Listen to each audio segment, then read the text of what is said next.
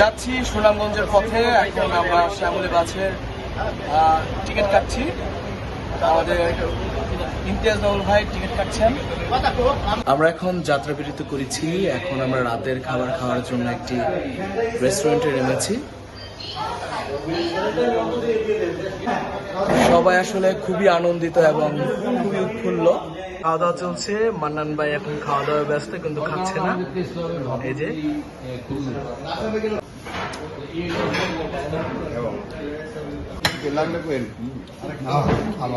দেখতে দেখতে আমাদের খাবারও চলে আসলো।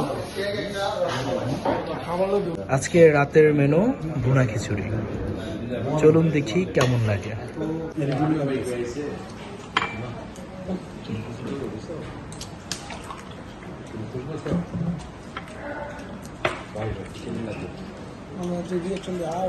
ভুনা খিচুড়ির মধ্যে একটা সরিষার তেলের ঘ্রাণ আছে, ভালোই লাগছে।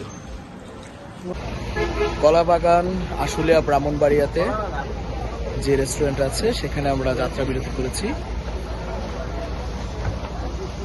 সারা রাত জার্নি শেষে আমরা অবশেষে সিলেটে এসে পৌঁছেছি।